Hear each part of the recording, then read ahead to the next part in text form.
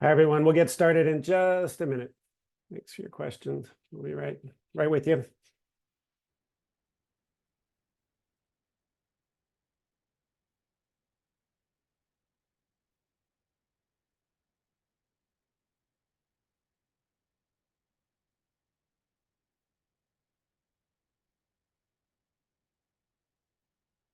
Great. Well, welcome, everyone. My name is Chris Benner. I'm the faculty director of the Institute for Social Transformation, one of the co-sponsors of tonight's event. And this is the first event in our 2024 U.S. Elections Forum series. It's a total of 6 events designed to provide a platform for deep, thought-provoking conversations with leading scholars and practitioners about our quickly changing and polarizing, and many times, democracy, and consider how we all can better participate in and better shape our democratic future. So I want to thank you all for joining us tonight, and especially to thank the students of Merrill College for joining us. And thanks to all the sponsors, the co-sponsors of this series. The series is co-sponsored by the Institute for Social Transformation, by Merrill College, by the Humanities Institute, the Science and Justice Research Center, the Politics Department, Democratic Discourse and Engagement Initiative, Kresge College, John R. Lewis College, and College 9. So you can see we've all come together to help shape this series and shape this expertise with you all. Before we begin tonight, I would like to share just a few details about the event. We're using a webinar tool, so there's no chat function. We will have an opportunity to answer your questions during the second half of the program, both actually in an online format and hopefully also in the panelists actually answering the questions. So to submit your question, you'll see at the bottom of the screen, there's a Q&A button.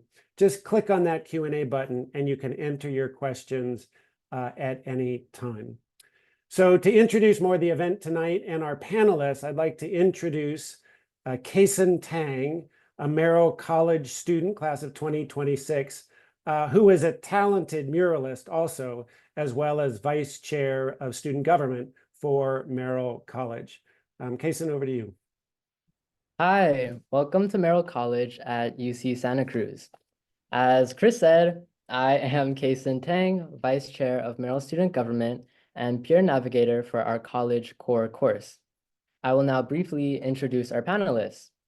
Dr. Jeff Scher is senior lecturer in the School of Education and Information Studies at UCLA.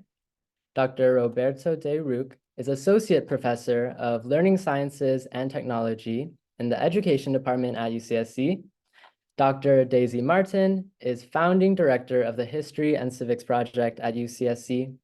And Dr. Nolan Higdon is a lecturer at Merrill College and has played a critical role in bringing us all together this evening. Now, I'd like to turn things over to my co-moderator, Dr. Elizabeth Beaumont, who is Associate Professor of Politics and Legal Studies at UCSC.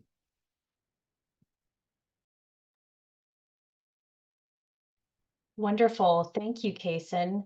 I'm so pleased to be here with this amazing group of panelists, great thinkers, great scholars, great teachers, also to be here with so many of our students, especially from Merrill College, and of course with lots of great members of the public, including some of our alums and others. I think all of us realize more than ever just how crucial the media is for our elections and our democracy, as well as how important the quality of the information coming out of the media is. And so it's great to have this opportunity to think together. So to start things off, I'm going to get sort of a lightning round of ideas out on the table from our esteemed panelists. And what I'm going to do is I'm going to suggest that everyone respond to 3 key questions to get some ideas out before we open things up to Q&A. So what I'd love to hear from each of you is, first, what are you paying attention to in this election? What's standing out for you? Second, what's your analysis of how the news has actually been covering the election? And then third, if there are any other important ideas or perspectives that you think it's important to put on the table for this discussion, please add those too. And we'll try to get those points woven in as well. So I'm going to go ahead and turn my questions first to Jeff Scher. Jeff, what are you thinking about these three things? Thank you very much. So the first thing I focus on when I'm thinking about and looking at media coverage is recognizing the role that media plays as a spectacle. And I think what we see a lot in terms of what's happening with our elections is that tremendous amounts of money are going into these campaigns, the advertising, more as a form of media spectacle than as a tool to enhance democracy.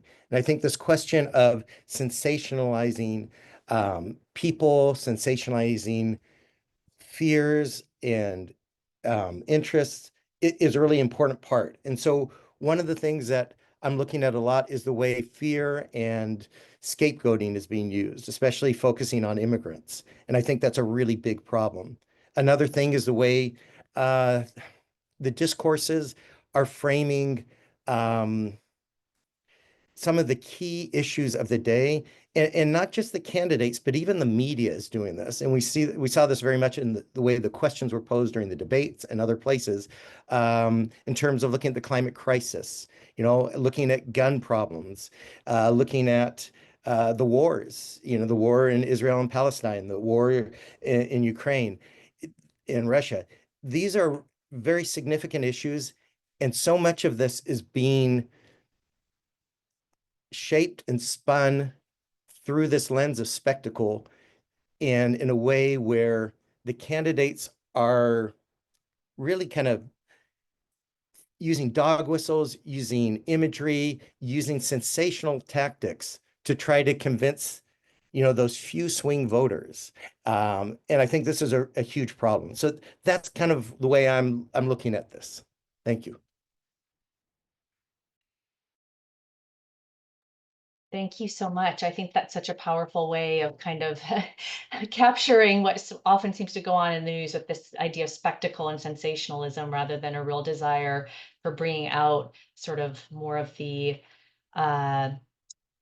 informational, thoughtful, evidence-based ways of thinking that maybe especially in academia, we tend to think are the most important things for people to be able to access when they're being exposed to media and information and so on.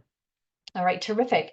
So next, I'm going to turn things over to Roberto, just in a couple of short minutes. How about you? What are you paying attention to? What's some of your analysis and anything else you want to get on the table for us? Yeah, thanks for the question, and thanks so much for having me. And I'm delighted to be here with this amazing group of panelists. I guess following up on Jeff's answer, I really want to contextualize this first in kind of two elements of the moment that we're in at the moment. So the first is kind of the resurgence, or what I would see as the resurgence of fascism, right? That you can see most clearly in Donald Trump and the campaign around him, and also in many ways the way that the media has responded and other politicians have responded. There's a lot we can learn from the past about where this leads, in terms of kind of the way that things can get lost very quickly. The second is the ongoing genocide that's going on against Palestinians by the state of Israel, supported wholeheartedly and explicitly by our government and by the candidates, but in particular the range of media, that the way that they responded to, the way they covered it, it's really reminiscent of a lot of the language around the police killings of unarmed people, right? This kind of like absolution of agency on the part of those in power. And finally, I really want to contextualize this also in kind of the ongoing repression of campus activism that we see on our campus, on UC Santa Cruz, as well as campuses around the country. So I'm really paying attention to the way that the election is it's not just about the policies being proposed, but as Jeff said, kind of the spectacle, but especially the underlying narratives that are crafted by media outlets that shape our perceptions of those policies, right? Keeping in mind, no news is neutral, no news is bias-free, every piece of news carries with it kind of a frameworks of values, assumptions, biases that reveal much more about the ideology of the outlets themselves than about the election, the actual election, right? So I'm always asking myself, what are the underlying narratives? What are the values represented by the coverage? Do I agree with those values? And I orient myself to those places where there's values that I can identify with, while I still expose myself to like the range of media coverage to get a sense of really what's going on, right? Yeah, so I'm looking at the issues of around Israeli violence against Palestinians and now against Lebanese civilians. I'm thinking about the language that's used, right? In this current one, there's a lot of coverage that tends to portray certain candidates as more legitimate, as more moderate, based on their alignment with prevailing power structures, even when their policies are perpetuating systemic inequalities. I'm looking at the range of kind of media bias or lack of kind of challenging elements of mistruths, right? So maybe I'll pick on the more liberal candidate because that's less of the easy target, right? So for example, in the Harris-Trump debate, right, even as the media was fact checking a lot of the narratives, especially from Trump, there were statements from Harris, especially for example around October 7th, that went completely unchallenged, right? Mistruths, lies, direct lies, that things that had already been fact checked. I'm also, I'll wrap up. I'm also thinking a lot about, one of the things I study is AI, and algorithms on social media and beyond. So that's kind of the main thing that I've been really paying attention to during the election. Yeah, thanks. Excellent. Thank you so much for giving us those points to think about. And I think it was very interesting bringing forward this idea of depending on the values that are most important to us or where kind of we stand on certain issues, we can find it very upsetting or disappointing or frustrating or unjust if we feel that the coverage of those topics or those stories is not what we consider to be, fully informational or fully unbiased or spun too much toward one side, and that can really affect all of us in the way that we respond to things. So that, and kind of pointing to like a number of issues that are not necessarily at the top of everyone's list when they think about what is happening with this particular election, but may be very important to members of a news audience, and especially at this point in time. Okay, next I will turn things over to Daisy. What are you paying attention to? What's some analysis that you have, and any other important ideas or perspectives you want to share? Thanks, and thanks for having me, and also to the audience, thanks for attending. There's a lot to pay attention to, so I'm going to talk about how I've been paying attention to how to teach this. I do a lot of work with teachers and students in California schools, and like, how do we teach these elections to empower and inform teachers and their students to engage in these processes, because elections are important to democracy. And so one question that a teacher friend shared with me was like, that she asked her students was, what's different about these elections? And there we're talking about like different, given like post-World War II, the span of elections. And there's a lot that's different here, including, a candidate who, for the Democrats, who became that candidate a few months ago. We also have never had a convicted felon running for the other major party, or someone who, a candidate who rejected the results of an election. And there's a lot that's familiar. The spectacle, the dark money in elections, the thirst that we have for real information about where these candidates differ, what their track records are, what their policies might be, et cetera. But something else that's really different is even like we are in a more fractured news environment than we were even 4 years ago.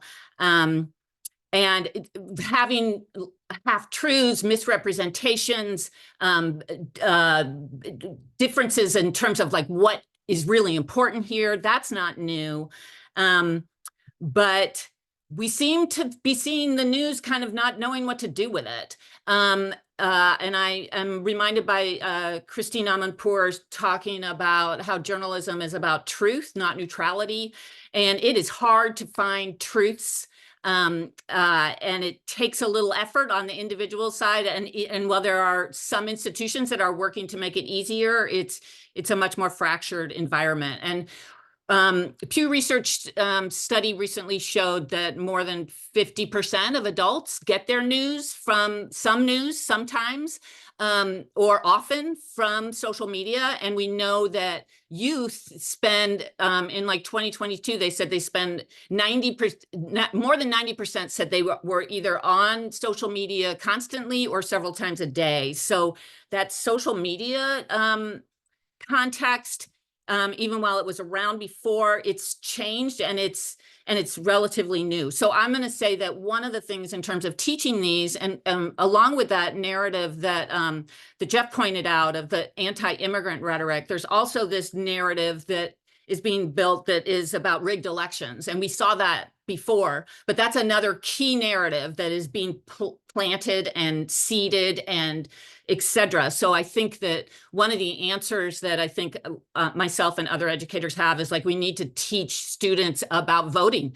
And we thought that moment was past, but it turns out, you know, like with what happened in Nebraska last week, right, where they're trying to change the laws, like that's new to me. We're changing the laws about voter registration, you know, 5 weeks before the election, even while the rhetoric is such that, no, everyone should vote. Like these things don't line up. So, but then the other piece is, so even teaching students how to vote, how you can go to the state website and get all the information about registering to vote in multiple languages, and you can help your adult vote, register to vote, and those kinds of things. I mean, that's sort of the beginning, but important. And then teaching media literacy. And we're hearing from students and from teachers that I don't know how to tell news, the false from truth. I don't know where to look. And so, you know, specific sorts of strategies and skills to enable folks of all ages to try to navigate this confusing, chaotic news landscape, including lateral reading and considering your attention as a scarce resource where you spend it wisely and so forth. Thank you.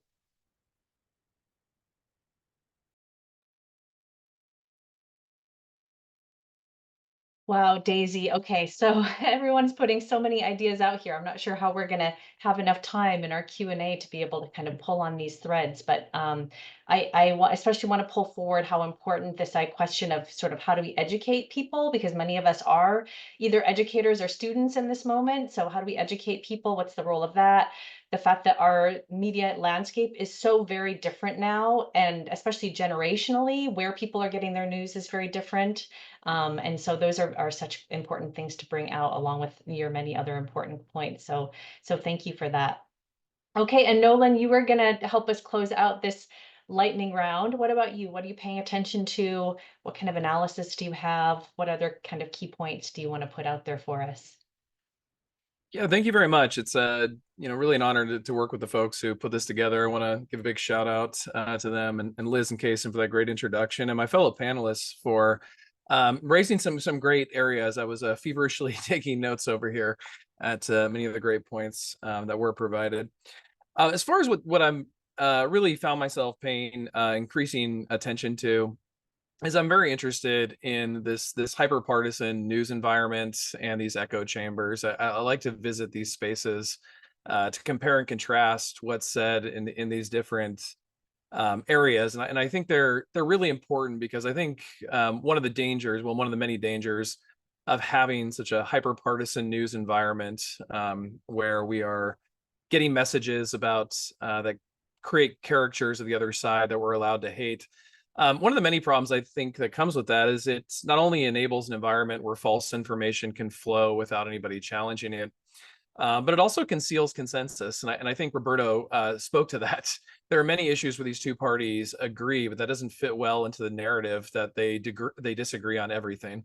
And so I think by having these hyper-partisan news environments, we miss an opportunity to critique some of the establishment beliefs that are agreed upon by those in power. So I'm interested in that. I'm also heavily interested in the different forms of censorship that exist in our news media, particularly how certain viewpoints or individuals are simply just not welcome into a lot of our legacy media. One of the great frustrations that I'm paying attention to is the news media, particularly Democratic-leaning media, has really, I think, misled a lot of their audience to think Harris is doing a lot better in terms of polling, and that the left has united behind her. If you go to independent left websites, there's a lot of critiques of Harris, and I think that, we'll see what happens to the election, but that could be a canary in the coal mine. And I think a lot of these hyper-partisan Democratic news outlets are not serving their audience as well by acting like these people, like the uncommitted voters in Michigan, for example, tens of thousands of people, don't exist, especially when Michigan could be a pivotal state. So I'm looking at that stuff. I'm paying attention to AI. Where we are with so-called artificial intelligence has created very slick videos, images, and audio that I just thought was impossible 10 years ago. And I see them all over online and being traded around. Very famously, Trump, prior to Taylor Swift's endorsement of Kamala Harris, shout out to the Swifties, put up a fake image, a deep fake of Swifties for Trump, a bunch of folks at a Taylor Swift concert supporting Trump. It was totally false, but it spread quite quickly on the internet. So I'm looking at these types of imagery and use of deep fakes and seeing how it affects voters. And then just other ideas. I'm always interested in paying attention to some of the contradictory messages that come from news outlets. So one I've spent a lot of time on recently is looking at how many people in news media are deriding foreign influence on our elections, and they complain about Russia and complain about China and complain about Iran. But there are other nations who do use their wealth to influence elections. I mean, supporters of Israel have spent $100 million and knocked 2 sitting Congress people out of Congress. So it seems a little hypocritical to me to be opposed to foreign influence in some cases. You either are opposed to foreign influence or you are not. And ditto, this is just from last night, and this is just me basically being petty and frustrated. But last night, was since the first assassination attempt on former President Donald Trump, we heard a lot of discussions about how we need to be unified and more civil to one another. And I was amazed in the news coverage last night, all these people in news media showing their anger and vitriol for the fact that the two so-called debaters didn't go after each other personally. So they're basically angry that they lived up to things they were calling for in the months previous. So I'm paying attention to those kinds of contradictions in addition to the other things I said as well. Okay, terrific. Well, thank you, Nolan. All right, well, you've given us yet another very broad and important set of topics. So I think that hyperpartisanship points are really important, especially thinking about how we're discussing this in the context of an election. And we have both media silos and, kind of a point where it feels that it's the media silos are not just partisan, but hyperpartisan. I really liked how you pointed out that is maybe not just problematic from the perspective of people within the public not sharing kind of the same sets of information or perspectives or having any overlap between them, but that it can damage people within either one of those media silos if they're not getting information kind of accurate, adequate, or full scope of information that could be helpful for them to make up their minds or have conversations or make decisions about how they want to use a vote or pursue an issue and so on. So I thought that was a really interesting point, as well as, of course, I think this question of AI and what is going to happen with uses of AI is just, it feels like it's hanging over everything in life right now, and it's definitely feeling like it's so important in terms of the media and what is appearing there and how it's being used. So, well, thank you for this initial kind of lightning round, getting so many ideas out there. I'm going to just ask a quick wrap up kind of transitional question for everyone before turning things back over to Kason and bringing in some of our questions from students and from our audience. So to wrap up, I'm going to sort of maybe kind of dovetail on some of what Daisy had been suggesting about the importance of people really being able to think about and have some ideas about how to use media well, and to ask all of you to give a tip for the audience about what you think could help people, help all of us, each of us, be more thoughtful in the ways that we're using the media, listening to it, responding to it, talking about it in the election. So here I'm going to start off with Jeff again the first time. Jeff, you have a really important role in critical media literacy, so I'm sure you have thoughts on this. So what do you think is the most important thing that either your field can offer to people, or tips that you have that you think could be useful for people who are worrying about this? Right, thank you.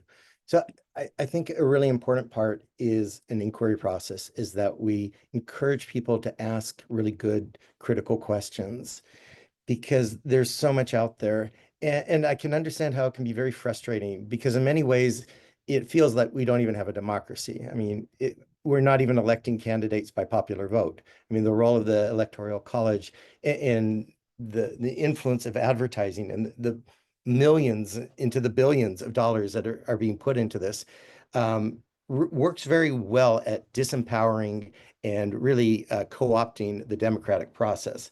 And so I think an important part is encouraging people to be more critical, to ask more questions, to look at different sources of information as much as possible, because we're in a very difficult bind, and it doesn't have to be this way. And I think just quickly, I just want to mention, yesterday was a debate, but before the debate, something really consequential happened, and Mexico elected their first female president. And one of the things they do in Mexico is they have public funding for campaigns. It's like something that we don't even consider. But that, in many ways, is a much more democratic process than what we do here in our own country. So questions, the more critical our questioning, the more likely we're going to come to a deeper understanding of what's really happening. Thank you. I love that. And I feel it's so appropriate for a forum that's being held together with people for whom, asking difficult questions and trying to look for relevant, solid information, evidence, think across different perspectives. I feel like that's such a, kind of using those tools that are so crucial to all of education, and especially the mission of higher education, and reminding people that we need to turn that, use those tools about our media use. I think is very, very, very helpful. Oh, just one quick thing on the election in Mexico. So in addition to they have just elected also their first female president. They also have, it was an election holiday today for the, and I just thought just having an election is something to celebrate, which we don't really do in the US, was just a very interesting contrast in terms of how we could be thinking about voting in elections. But that's a bit of a tangent. I just had to put that in there because I thought it was interesting. Okay, Roberto, what about you? What is a kind of tip or a thought that you have for the audience on how to be a thoughtful news media user during these elections? Yeah, thanks. I guess first, just to echo what Jeff said, I think is to diversify media sources, and certainly treat them in kind of the way that we've been talking about, looking at the narratives, looking at the underlying kind of thinking, values, and so on, right? And so that means, and also kind of taking a step back from what you may be agreeing with, and to really kind of challenge yourself to think about, not seeking out just what you agree with, and then blasting the things that you don't, right? Also, especially looking at outlets that highlight marginalized voices, alternative perspectives. International media actually often helps, because it's also very offers very radical, sometimes very different perspectives, but also keeping in mind, I listen, watch and listen to Al Jazeera, for example, also keeping in mind the particular specific point of view that comes from, as well. But it's looking, I also look at right-wing media or right-leaning media, to get a better sense of where those narratives are coming from. There was somebody in the audience was asking about conspiracy theories. You really want to understand conspiracy theories, listen to AM radio, watch Fox News. I mean, you really have to get a sense of what is really going on, of course. And also, I guess, let me just say also, and how sometimes this kind of centrist liberal obsession with trying to fact check and just kind of trying to push, rational discourse is this kind of magical cure.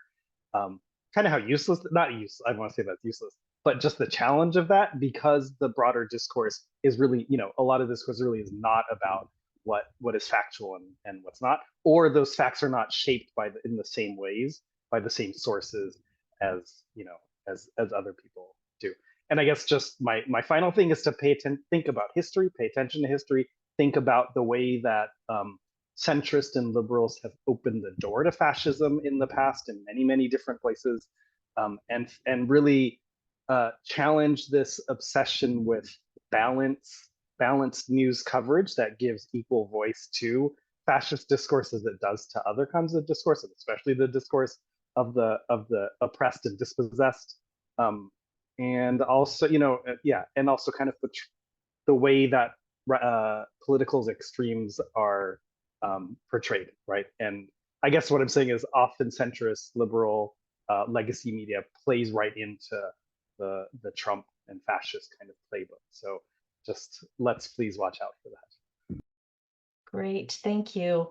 And that, I think that idea is so, on the one hand, it can seem, I'll call it obvious that, one thing that people should do is try to read or listen or watch news from sources that they don't always pay attention to.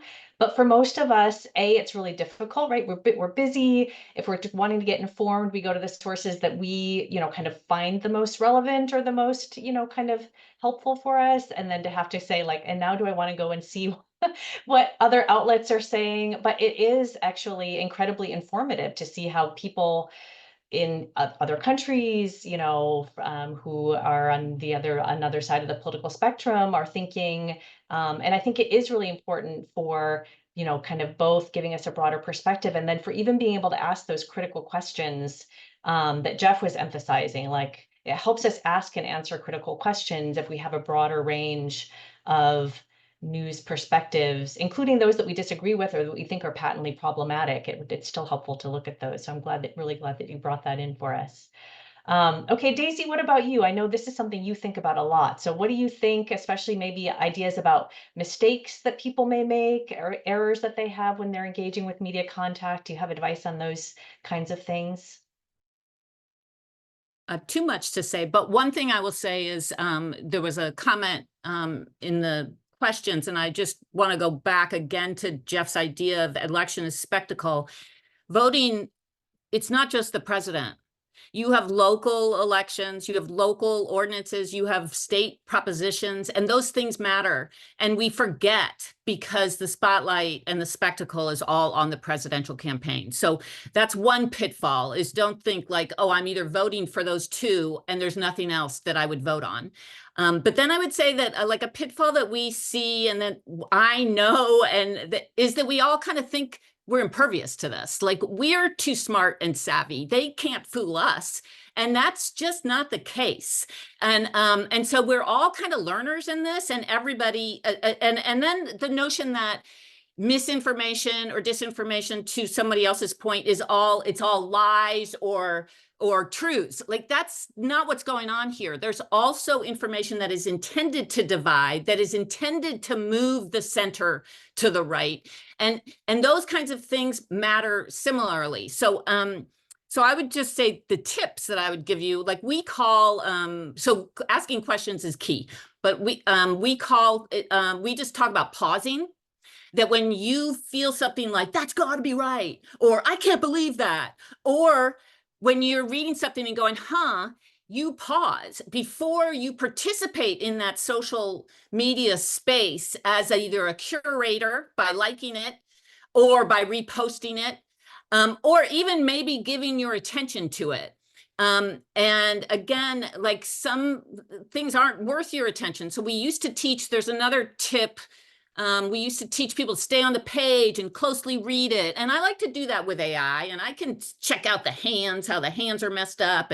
But that's not going to last. They're going to get smarter than we are, and they're already smarter than we are. So, and I don't know who they is, but I'm just, but the purveyors of intentional AI misinformation. But and so there's something called lateral reading, like get off that page and open another tab. And whether it's a question of who's behind this information, and you know, you can go look at Wikipedia. Wikipedia is an okay place to go. You can go, and you can also get off that tab and say, what are other sources saying? Is anybody else reporting this? How are they reporting it? And often, now the headlines aren't written by the authors of the article, but often you can see, like, just a headline gives a framing of I mean, sometimes they're inconsistent, but so pausing and lateral reading. And then I would also, another tip is, our democracy, yeah, is imperfect, to say the least. And I like your points, Jeff, as well as yours, Roberto. But I'm also thinking, like, we seem to, watching that debate last night, and it's not for the first time, you know, we throw out these these principles of democracy, and we don't seem to know what they are. Like, so you can talk about suffrage. It's like, why suffrage? We can talk about rule of law, and it's like, what is rule of law? How do things work when somebody is critiquing a presidential candidate for not doing X, Y, and Z? It's like, they don't have the power to do that. Maybe it tells us more about that person critiquing it than anything else. But so there's sort of these core concepts like propaganda. What is that? Like, you know, what, and they're not easy. I'm not saying that there's a single answer, but to engage in these questions about what is a democracy? What would have to happen? How would we make it so we have a multiracial democracy where everybody felt the same human dignity and worth? Like, what would that look like? Or another concept that's being thrown around in this election is socialism. It's like, how many people do you know who know what socialism is? And that is like core. So you throw that as you know, it can become a slur of types. And it's like, what do we even know whether that means? So it used to be that I want to not only talk about things we can do, and also viewing this as participation in our communities, our media literacy, and how we promote things and how we don't promote things, and whether we speak up in these forums when we see things being said. But also, like, I think that we could know more too. Excellent, thank you. And I think we can all see how much you've brought into, you know, you've thought about this and researched it. I've never heard that term lateral reading before, but I think that's another really important one to get on the table. So if you kind of think about where some of our key points have gone, we've sort of had, like, be critical with our reading. We've had from Jeff, we've had this idea of be comparative, or, you know, kind of dip into different sources, be broader with your reading, from Roberto. And this idea of lateral is a little bit different, though, because it's sort of it's almost like become a little bit more of a researcher, be curious, go deeper, be a little bit of a researcher. And one of our audience members had also sort of suggested a tip like this, that, you know, this idea of trying to do a little bit of your own research, create a puzzle for yourself, what Daisy's saying is even go, like, deeper than that. Like, think about, the key terms of this debate and the ideas that are getting thrown around and used in important ways, either as attacks on a candidate or attacks against an issue. What does that really mean? Do you have a good understanding of it? How are people using that term, and kind of use it as a challenge to learn more and do, you know, a little sleuthing and investigation? I love that idea of how important that can be, to kind of take it as a challenge to deepen your own learning, and not to just kind of skim over the headlines, skim through a story, feel like you've kind of gotten the key points, and you're going to move on and you know, think about something else. Although obviously this is all making it more challenging for us. It's making it a much more kind of intellectually and personally challenging experience for us to think about engaging with the news this way. So last but not least for this round, Nolan, what do you think? What's a good tip that you can offer for our audience members? Thank you. Yeah, a lot of great tips thus far, and some of it I'll connect. But I think one of the things that is being said here, and I want to reiterate, I think it's very important to slow down and spend more time with less content. The internet age, the way it's been developed, the market of it tries to make us feel pressured to be outraged and care about everything all the time, and it's just humanly impossible. We can only take so much. We can't be in a fight or flight position 24 hours a day. We have to slow down, and so I would encourage folks to set up what you want your relationship with media to be. What is your goals when you engage with this media? What do you hope to get from it? Is this particular platform or outlet giving it to you?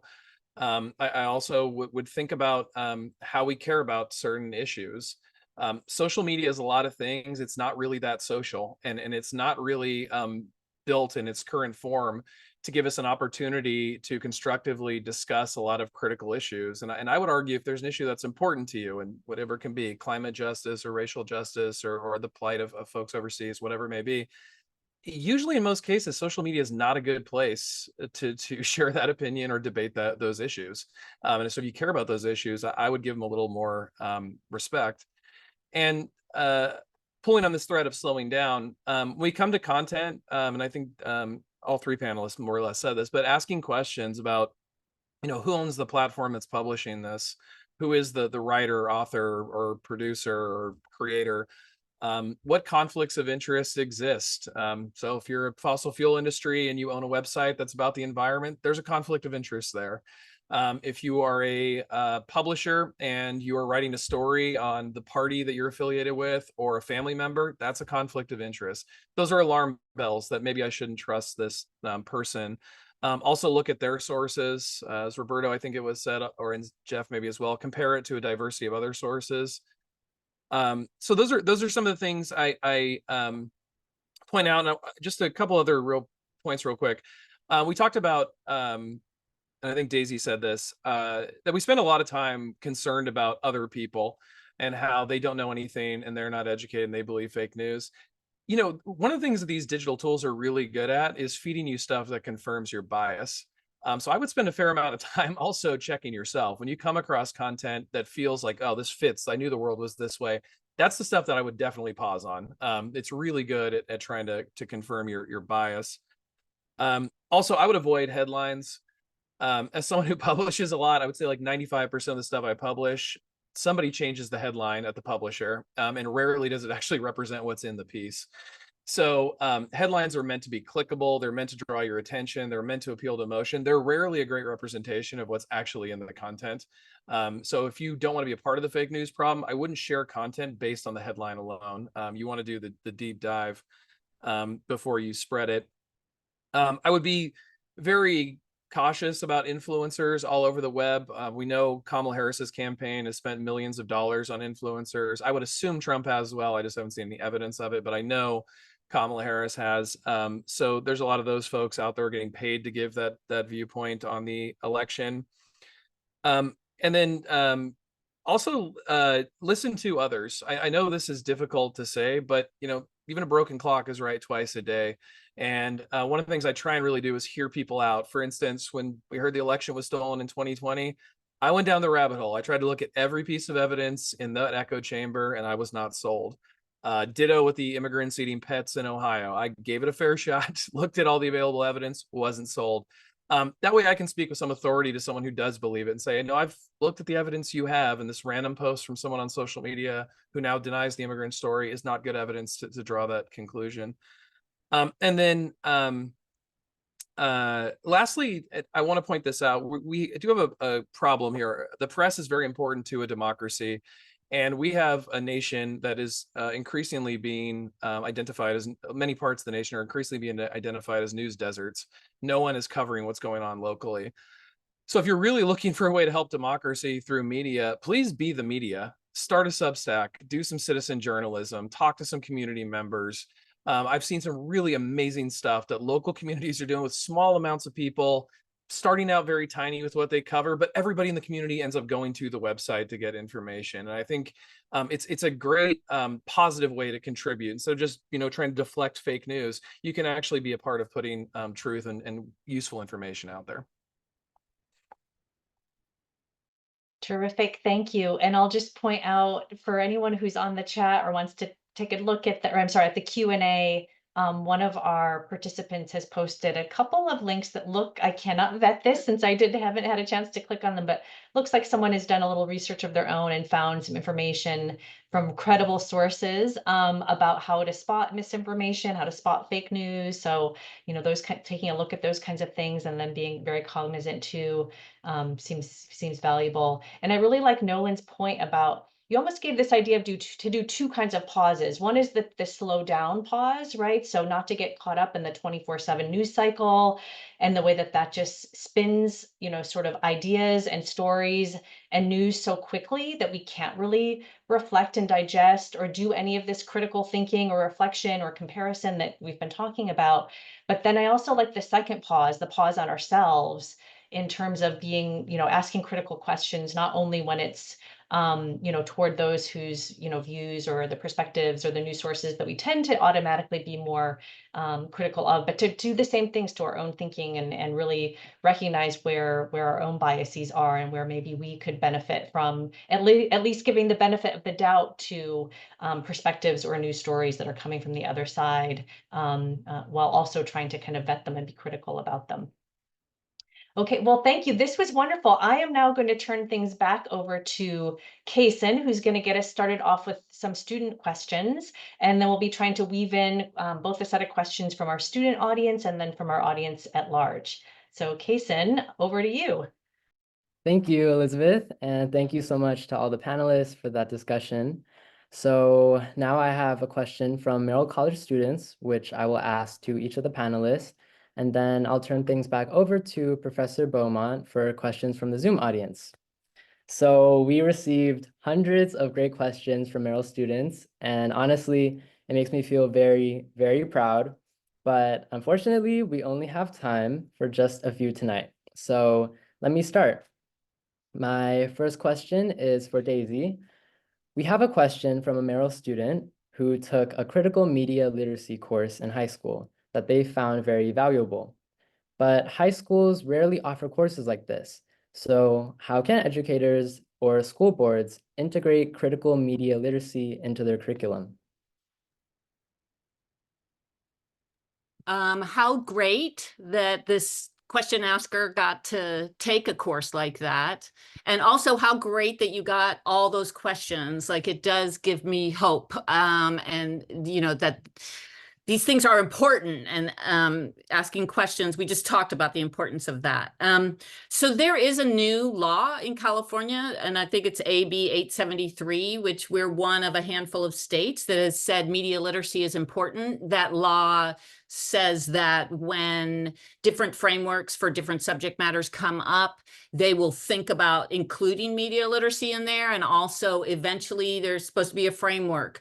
But anyway, so the state, it's always nice when the state says do this, but then the realities of that, of course, are not, policy talk is not the same thing as practice. So I would so I just want to say there's multiple ways, and locally there were two teachers teaching a media literacy course, but the curriculum and the K-12 curriculum across the span is very crowded. And so there's a lot of jostling for things, but I'll tell you some of the levers we've been using. So one of them is that we've been working with a teacher research group, teachers who say, I want to do this, and I need help on how to work it in. And those teachers work with us and other visiting scholars and other people, but we're all sort of helping, like, how can we fit this in? So we have history teachers who are now fitting in lessons on like when the bombing of Pearl Harbor, which there was like misinformation about that, and then using that to connect to media literacy today. But then we also have teachers who are doing things like 20-minute lessons, right? Where they introduce important ideas, such as like you know, the power of like Nolan's idea of just going like, what are you doing with this? What's the purpose here, right? Like having some reflection there, right? So those can be short lessons. And so and then at our, like my colleagues have written some curriculum to do some of this, and it's free and open source. And we did both sort of curriculum that situates the student as a consumer, a producer, and a curator. And then other colleagues wrote stuff about understanding algorithms and reimagining algorithms. But we are just one group that there is a lot of curriculum out there now, some of it not as good as others, and some of it great. And so each teacher, you know, has to kind of look at what there is. But you can, so things like CORE was in the Civic Online Reasoning, which is curriculum that comes out of this research on lateral reading, and also has shown that just small lessons on this impact students' understanding of the world that the news world that they're navigating, the social media. And Newslit is doing things, and they put out a nice newsletter. There's a Canadian group called Control F. I think Nolan has a list of nice tips that teachers could use, as well as published some books that are useful. There's other books that are useful for teachers, but this, I would just say I think that luckily we're getting more and more people who understand the importance of this. And so it will be done probably incrementally. But I would also point out that like the adults doing it have to also get smarter. But in some ways that's a boon, you know, so we can all learn together. But another site, it also appears on some of these sites where young people spend a lot of time, like on Insta, there's an account called MediaWise, and young people take a post and they figure out whether it's true or false, and you can watch it in real time. On TikTok, there are some people doing this. So I think we got to do the work collaboratively. We got to keep making the message that this is important and that young people want to know, and it's important to democracy and all that democracy is meant to be. And I'm hopeful. Thank you, Daisy, for that response. And now I'd like to move on. And so this will be for Roberto. A student asks, how do you recommend that people do their own research into topics when the algorithm already handpicks what we see on our search results and media pages? Yeah, that's a really great question. It's something that I've thought a lot about, and worked with a lot of young people to, around these issues. I mean, I guess the first thing is, I mean, just to be careful with the language we use and think about I know we often talk about the algorithm, right?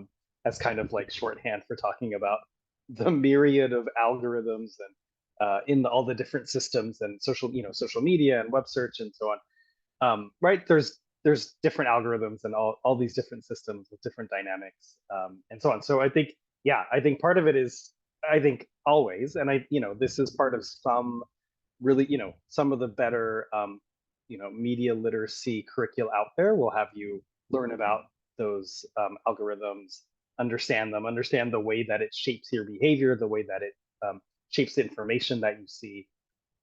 So yeah, I think that's maybe one of the first things that we should be mindful of, that we should be talking to young people about, is the way that their media, their information consumption is shaped by different algorithms.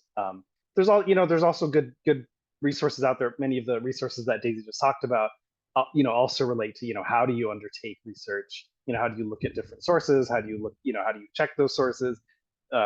Wikipedia was mentioned. Wikipedia has its own issues, right? Actually, it's a really good case study about, how much you can try to create this kind of like objective source that will still end up being inevitably, right, is ended up biased in different ways.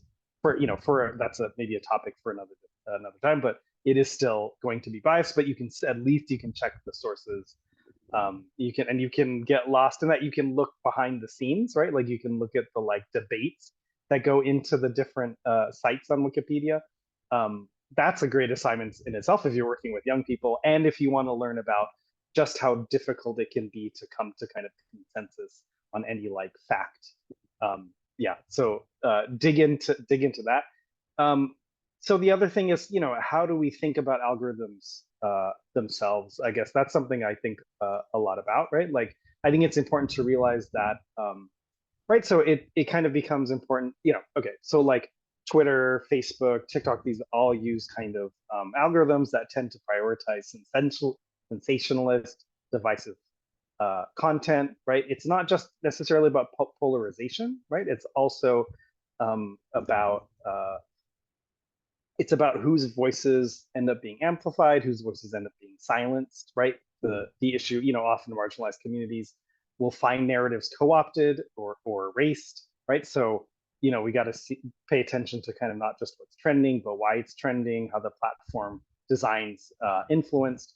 There's a lot we could say. Something I think a lot about is the way that AI designs take shape. I think, one thing to keep in mind, and I'll just kind of lay it out and end my answer, but AI systems tend to prioritize content that's really about clicking, liking, sharing, right? The systems are trained on data that is not, that itself is biased, right? That reflects existing biases of the training data, right? So the data is inevitably going to be biased, incomplete, or inaccurate in particular ways. The AI systems, the algorithms will reflect and even amplify those biases, right? So if, for example, like I talked about earlier, right, media sources maybe are downplaying state violence or genocide, right? If we're talking about the case of Israel and Palestine, they may marginalize certain political perspectives. The AI that's trained on that news will then replicate the same imbalances in the information that is prioritizing.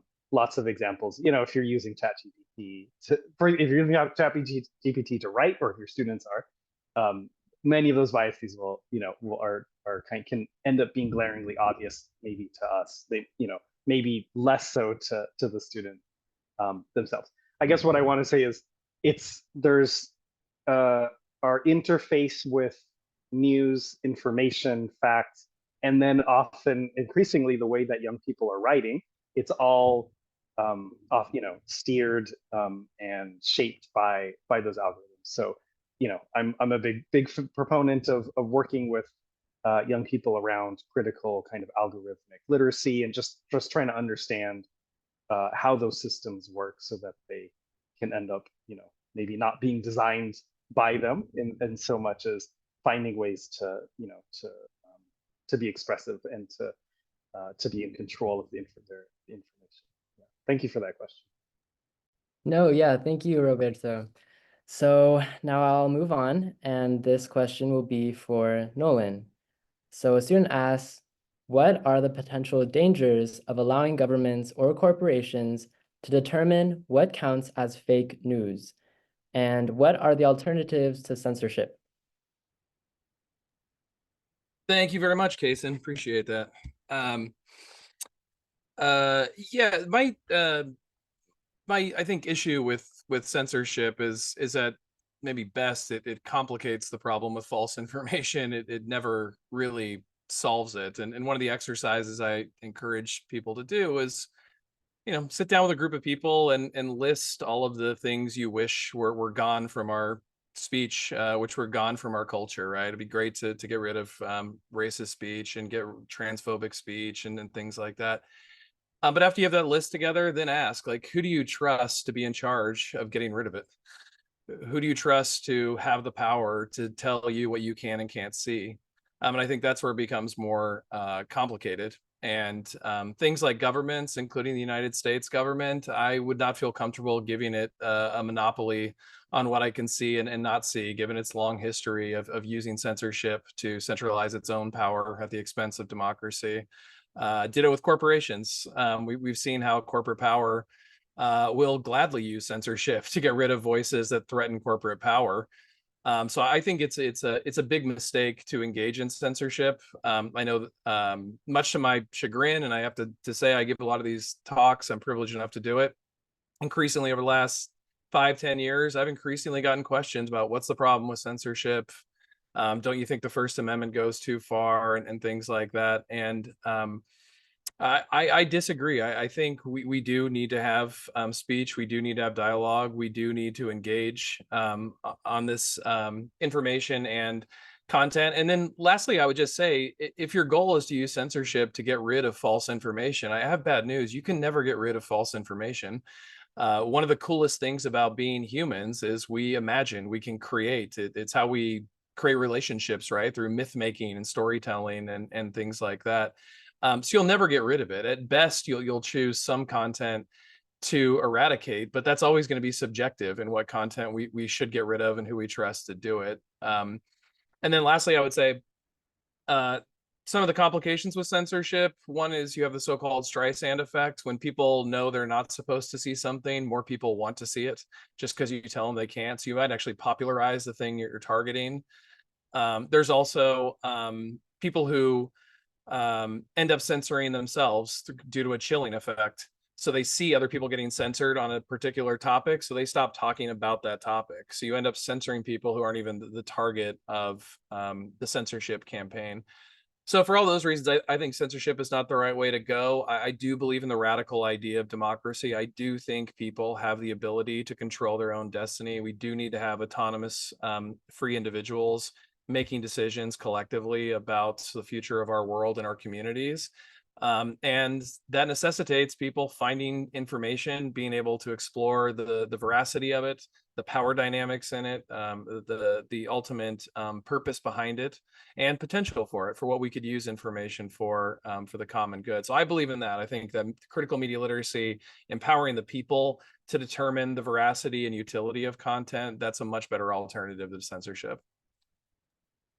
Thank you so much, Nolan. And now I have one more question for Jeff.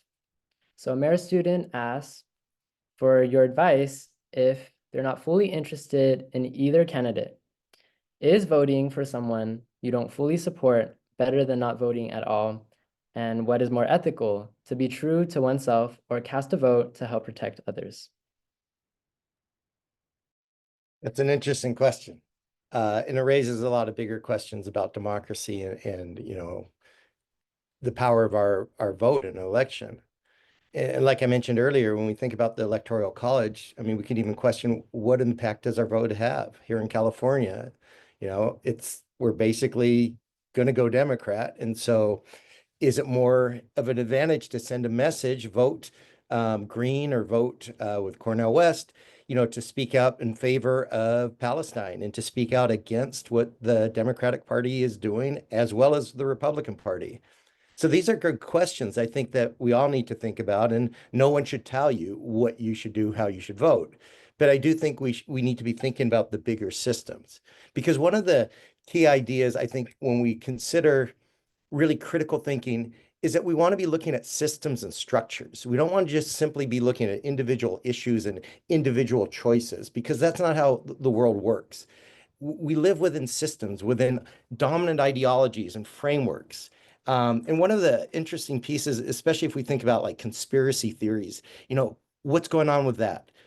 There's some fascinating work. If you have a chance, read Naomi Klein's newest book, Doppelganger, because she really talks about how, you know, these outrageous conspiracies are intended as a distraction to keep us looking at the real conspiracies, which are capitalism, which are colonialism, which are these dominant structures that are planned to be unequal and to reproduce and maintain society in the way it is. And when we get distracted and go down these rabbit holes about QAnon and other things, well, those are the distractions.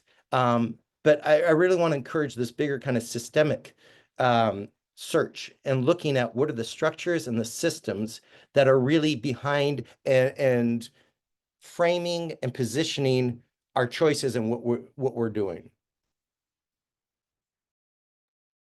Thank you, Jeff, and thank you to all the panelists for your very important and insightful knowledge and answers.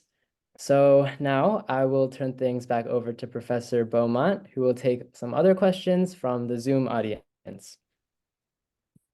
Thank you, Kaysen. And I'm going to weave together, because we've got quite a few good questions that have come in from our Zoom audience, of our kind of public audience, as well as from our students. So I'm going to kind of weave together a few things that have come from both places. So one question that I want to put on the table maybe is going to be a little bit challenging for all of us, but it's going to sort of kind of force that kind of pausing and that critical thinking. We have a question that is asking, even though fake news has a lot of consequences, what can we learn from it, or how can we benefit from fake news? Okay. And then also maybe the other one that maybe more people be interested in, how can technology and AI possibly help to identify fake news or fact check it? And I guess I'll just say, if there's anyone who feels like they have some thoughts on these things, we don't need to have everyone respond, but if there's someone who feels they have some thoughts on those, you can kind of put yourself forward.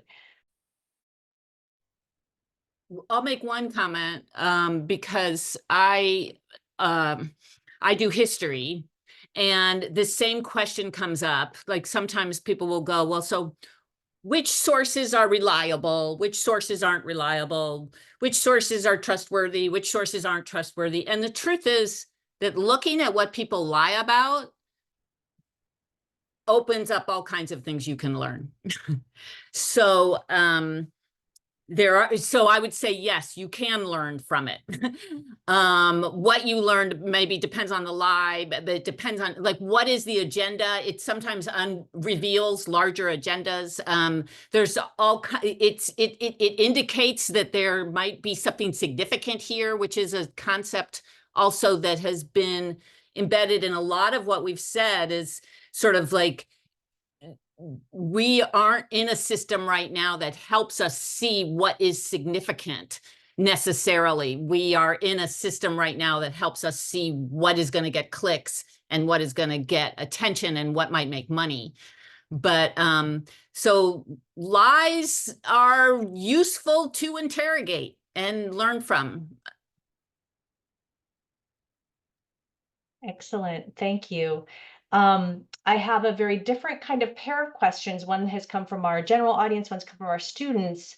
So from the general audience is asking, as a follow-up to Nolan's points on censorship, and kind of agreeing that censorship seems to be a problematic kind of response. So then the question is, so what do we, if censorship we sort of see as problematic and heavy-handed, and in some ways potentially, and who's doing it, if the government's doing it, potentially unconstitutional. So what can we do with free speech, or what can we do with other tools, if we're concerned about the way that people are using media or social media, or kind of other platforms to engage in speech that is either false or misinformation, or we think that it's actually creating forms of harm. So the example that our audience member Paul gives is some of the commentary that was referred to earlier, spreading misinformation and harmful information that the immigrant community from Haiti, Haitian refugees, were eating animals in Springfield, Ohio. So that's sort of that question about, what do we do if censorship isn't the answer? What are the things that we can do if we are spotting or sensing or wanting to respond to fake news or misinformation that we find deeply problematic? And there's kind of a paired question that comes from a student. What are some effective ways to combat misinformation without restricting or infringing another individual's right to freedom of speech? And can these methods be consistently applied without media bias? So these are pretty challenging questions, and I don't know if someone else wants to try to tackle them, if Nolan has follow-ups on these, since he brought up the issues of censorship, or if a couple of you want to weigh in on these. Yeah, thank you. It's a great question, and I think it gets back to something Daisy was mentioning about how we talk about these ideals of like what democracy is, but we don't really actually talk about what a democracy is, and what the folks in a democracy have to do. And I think if we want to maintain a democracy, or perhaps achieve a democracy, I think it necessitates spreading messages of truth, so combating this false information. And I'm talking about every citizen, I think, has an obligation to speak out against falsehoods where possible.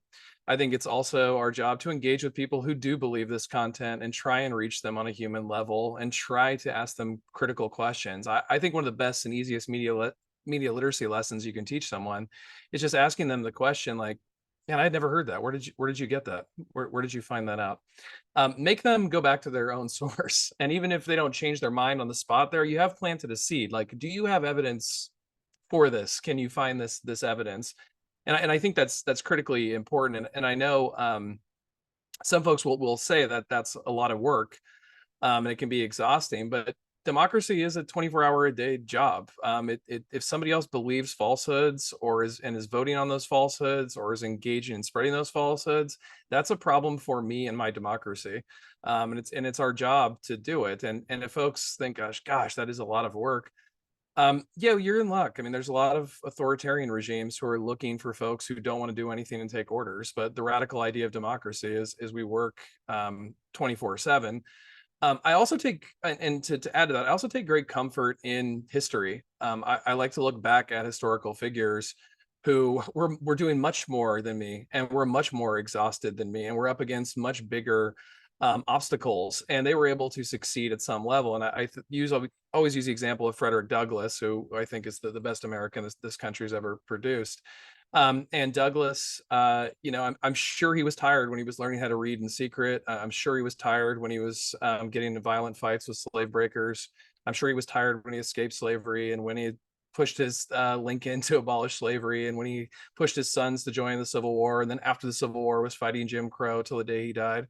But until, myself, this is what I hold myself up to, until I've done anything close to Frederick Douglass, and I've basically done a drop of dye in the ocean compared to Douglass, I don't like to complain about how I'm tired. I think it's our job to do these things. And I take inspiration from looking at folks like that, about how important it is to take these false narratives serious and take action to try and combat them and offer alternatives. I'd like to jump in and just add another layer. And I think it's really important, everything that we've been hearing. I think there are some really insightful ideas. At the same time, I want us also to kind of recognize that the majority of information we get is not fake or false. The majority of information is biased. All information is biased, right? And I think one of the places that media plays a powerful role is in what it normalizes, what it makes seem natural or normal. And this is where we see the really big problems we have in society: white supremacy, sexism, patriarchy, heteronormativity, this logic of exploitation and extraction that's leading us to a climate crisis. A lot of these things are big ideologies that are not fake, that the majority of information we get is biased, it's slanted, because everything has one. And we need to be asking deeper questions about who's benefiting, who's being hurt by this, how is it constructed, and what's missing, and how is this positioning us to think and feel about this? Because until we start asking about the big ideological myths that our society is built on, it's going to be very hard to change it. And so we need to question and challenge false information, but the majority of our information is not false information. So I think maybe also kind of emphasizing, how do we unpack and challenge these things that are being normalized, that are oppressing and hurting so many people?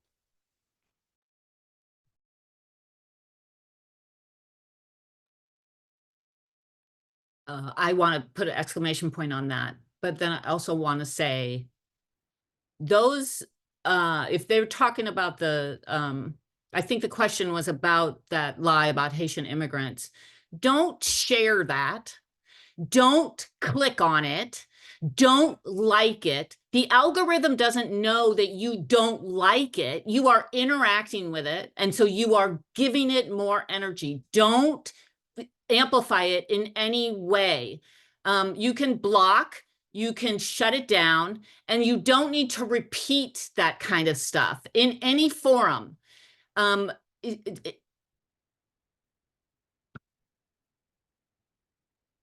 Here. All right, thank you so much. I'm going to try to weave in a few more questions here from both of our audiences. So we have kind of a few that are bringing up similar kinds of ideas where people seem to be kind of hungry for any maybe suggestions or thoughts that you have about where to go or where to find reliable news sources. We have a question from our students that's how can we tell which news sources are reliable during the election, especially when many claim to be unbiased but may have hidden agendas. We have a question from our more public audience. If you had access to just one form of media for the upcoming election, what would it be? That may be a little bit difficult. And then another question from Chase. What are some techniques that students can use to diversify their intake of political media? So these are all sort of what are the sources that we're looking for if we want to find sources that are reliable, if we also want to diversify. Do you have particular suggestions about that? Do you think that there is one format of media that tends to be most useful? You know, is it old school? Is it radio? Is it TV? You know, TV? Is it the print journal? You know, journalism? Maybe someone is going to say it's social media. I don't think that's going to come out of this group, but maybe someone will be the contrarian and bring that one out there. So, what thoughts about trying to tell what the reliable sources are? How to diversify sources, but using those that might be the most useful for diversifying. And if you had to access just one type of media, what would it be? And maybe I'll turn this one to Roberto, since he was the first one, I think, who brought up this idea of the importance of diversifying our news sources and really thinking about, you know, kind of reading beyond what our most natural automatic inclinations or within our own silos. Yeah, thank you. It's a really difficult question, actually. I mean, I think especially the idea of finding like a single news source. I mean, I think in general kind of goes against maybe what we've been suggesting, because I don't know. I wish there was one, if there was one website that I could go to or one news source that would like tell me all I need to know about a particular. I mean, how amazing would that be? But it would be actually that would be something maybe I curate for myself and you know what I mean? Like it's in a way there's so much information out there. There's so many different perspectives. Even, you know, for me, even with people that like that agree on most things, we will agree on different perspectives on a particular topic, or we may talk about it in radically different ways. So yeah, I mean, actually I will be the one that's like, social media is actually is in many ways can be really wonderful, right? I mean, it has exposed, you know, I mean, Twitter is turning into just a garbage fire, right? But it has in the past been a really wonderful way to connect marginalized voices, right? I mean, Black Twitter has been just like a force, right? It's been a way to connect people and perspectives that otherwise may not have found those connections and found voice. So I would not say stay off social media necessarily, but yeah, I mean, I think underlying that is less the sources and more that perspective that you're bringing to it. I think it is that, and I think Daisy said earlier, like the adults need to be also be the ones for starters that are approaching, that have that media literacy, who are approaching it thoughtfully. So first and foremost, it means approaching with that. I want to echo what other folks have said about it's not necessarily about the wrong news or the bad news or the fake news. It's about the narratives, about the discourses. And I think most importantly, especially about this case of the Haitian community that's been vilified, that stuff only works, it only sticks because it's racist, right? These are racist tropes. There's other narratives that stick because they're sexist, they're homophobic, and so on, right? So yeah, it is that it's less the sources than it is the lens that we bring to it. Sometimes you learn the most about a topic, you know, to go to an earlier answer, by finding the fake news, right? Sometimes that will tell you everything that you need to know about, let's say, Trump, by the lies that he tells. You're like, okay, I know, you know, I know what he's all about. I know what he's going for. I know who he's speaking to. So that's my kind of non-answer to the which sources I would. I mean, I could say I could say, okay, here's the sources that I go to, but I'm not sure that that's necessarily going to be helpful. I can say that it's, you know, it's social media. It's now increasingly Substack is a really great place to like the replacement for Twitter and to find those deep dives into those perspectives. I go to, you know, international news, CNN, internet, you know, I go to Al Jazeera. So it's like, it's really a wide range of sources. Yeah. So I think that's where we got to. Thank you. That's great. And I'm going to see if anyone else wants to answer, but in the meantime, I'll put a few more ideas out on the table that have come in from our audience that a few people have kind of given their own ideas or suggestions on not media sources per se, but ways of thinking about it. So one of our audience members suggested a shout out to, I hope I pronounced this correctly, Adfonts, a website service that rates for various media outlets on their political bias and news value and reliability. So at least this particular person has found that to be valuable. Another person suggested a platform that is Ground News. I'm not familiar with either of these, that attempts to unveil and compensate for media bias, and maybe also asking about whether that's an effective approach. So maybe if anyone else has these thoughts on kind of what are reliable sources, do you use any of these kinds of sites or services that kind of rate different outlets? Are those useful? Do you have other thoughts on this question of like, if you are trying to, be a more intentional consumer of news, what can be helpful for people? Anyone else want to kind of tackle that one? I can jump in. I don't know if this will directly answer the question, but I think it's helpful. I would say two things. One for fact checking.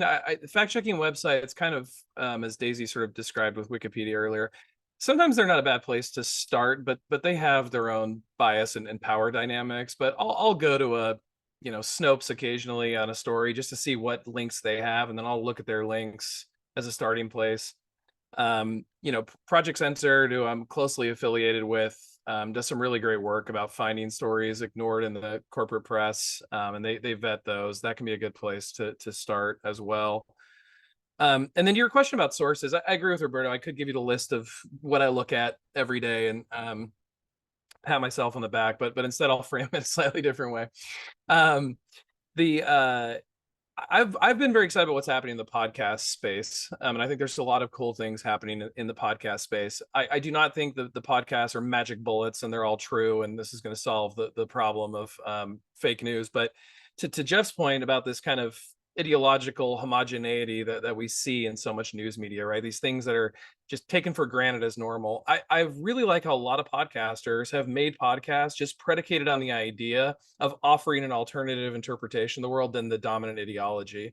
And so one of the ones I go to daily is I like to listen to Breaking Points podcast, which is hosted by Crystal Ball, who used to work at MSNBC, former Congress candidate in Kentucky. And she veers very populist left, and her co-host is Sagar Angedi, who veers very populist right. I think he used to work at the Wall Street Journal. And they, rather than kind of use that old what was that show, Crossfire model from CNN, where you just talk about how much you disagree, the whole show is predicated on where we agree, where the dominant ideology leaves out these viewpoints. And I think it's a helpful place to kind of pick up some of the language. And plus, since they both worked in media, they do a really great job of breaking down false or very ideologically biased media narratives every single day. And they have on great guests who are really good journalists. So it's also a way to get exposed to some folks who are doing good journalism. And then two other podcasts that I'll say. One is Bad Faith Podcast, which leans very heavily left with Brianna Joy Gray, who used to be a part of the Bernie Sanders campaign. And the other one's the Realignment Podcast with two conservatives of color, Marshall Kozloff and Sagar Angedi. And in both of those cases, they talk to people they disagree with on purpose in very constructive ways for sometimes hours on end. And if you're just looking for a place, like, I just want to know what different viewpoints are out there, I don't know where I stand, but I want to hear them, this is a place you can hear them in a constructive way. Brianna Joy Gray, I think, just personifies what civil dialogue looks like. Her patience shocks me. She's so admirable in how she can handle guests and then the topics she takes on. So those are some spaces I would recommend going to, and you'll get exposed to some new ideas, some new language, and some really good journalists and sources as well. Thank you. I think that's such a great way. We could go on forever, but that's such a great way to kind of close out the Q&A. And I'm sorry we weren't able to get to more of the questions, but I think this really gave us a lot of food for thought. And I'm going to turn things back over to Chris so he can give us some closing comments and let everyone know about all of the other amazing panels that are going to be part of the series. So thank you, everyone. Well, and thank you to all of you, the panelists, and all of you who come tonight. There were many, many comments tonight that really struck with me, but I thought I'd lift up two. One was, Nolan, your comment about Frederick Douglass as a bar for our own exhaustion around fighting for democracy. It's like, yeah, that's a great bar to aspire to, and really appreciate that. But you also talked about media deserts, and part of the solution is really being critical consumers of media, but developing our own media. And I wanted to lift that up because that's essentially what we've tried to do tonight in this whole series, is make a direct connection between experts on the UC Santa Cruz campus and our networks with you all, the audience. And we've had over 500 people here tonight be part of this event. And thank you all for coming. And we hope you will come to the rest of our events.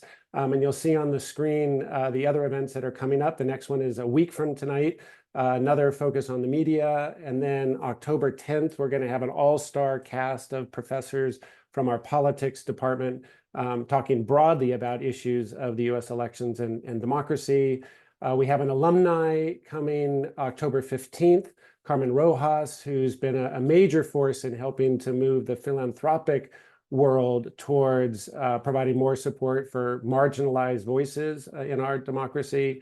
And then finally, a couple of other events that are really looking particularly in depth at issues of misinformation and disinformation, and how do we get better information in our society. So I hope you will all come to those events and share that with your friends.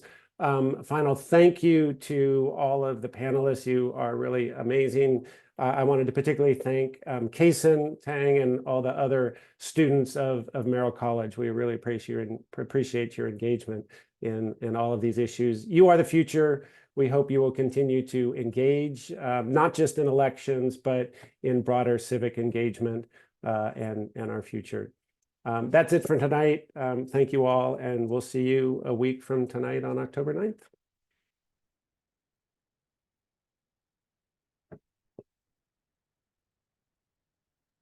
Thank you.